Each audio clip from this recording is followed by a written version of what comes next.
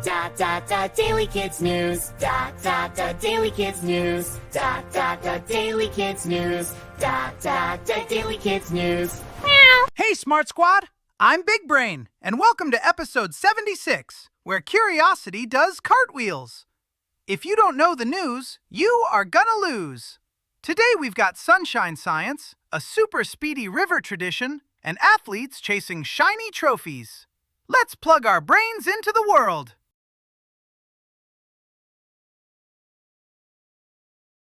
Whoa! Did you feel like Sunday had extra hours hiding in its pockets? That's because June 21st, 2026 was the summer solstice in the Northern Hemisphere, which means it was the longest day of the year, where lots of places get the most daylight. Here's the cool how. Earth spins like a top, but it also leans a little, like it's doing a forever hug with space. During the summer solstice, the top half of Earth, where the United States is, leans more toward the sun. So, the sun's path across the sky looks higher and longer, like it's taking the scenic route. Try this brain experiment. Imagine a flashlight is the sun, and a tilted ball is Earth. When the ball tilts toward the flashlight, that side gets more light for longer. That's why sunsets can happen later in summer, and why shadows at noon can look shorter. And here's a fun noticing game. Pick one safe spot, like your backyard or a sidewalk, and look at where your shadow points in the morning, at lunchtime, and in the evening. The shadow is like a little arrow telling you where the sun is traveling. Speaking of people who pay super close attention to the sun, wait till you hear what archaeologists found near Stonehenge. Okay, kids, time for the next story.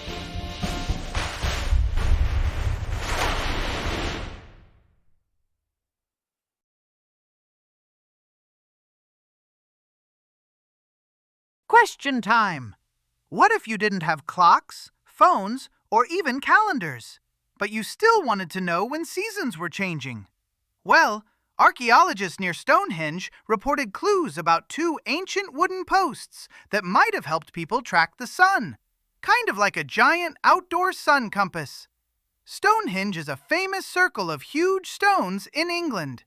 It's been standing for thousands of years, and people have long noticed it lines up with the sun around the solstices. Now researchers say they found traces, like ancient fingerprints in the soil, showing where two wooden posts might have been placed before the big stones were built. Here's the how part.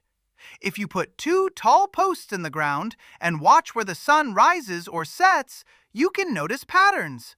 On certain special days, like the summer solstice and the winter solstice, the sun pops up in the most extreme spots on the horizon. It's like the sun is saying, "Yep, I'm at the end of my track." That can help people plan planting crops, celebrations, or travel.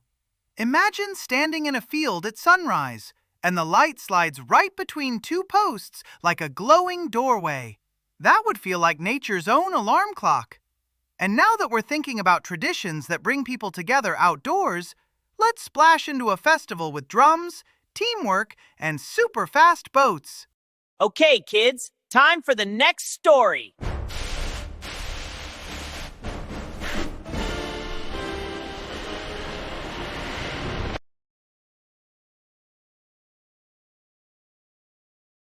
Ready for a brain splash? Dragon Boat Festival races in China kept a tradition going that's about 2,000 years old, meaning it started so long ago, your great-great-great-great-great-grandparents weren't even a thought yet. In dragon boat racing, teams pack into long, skinny boats with dragon heads on the front.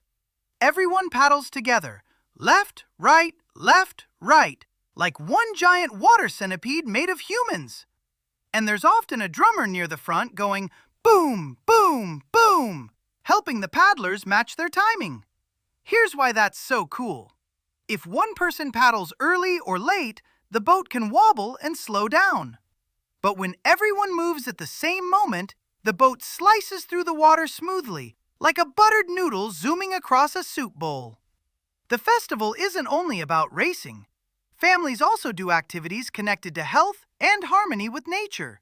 Basically, paying attention to the seasons and taking care of bodies and communities.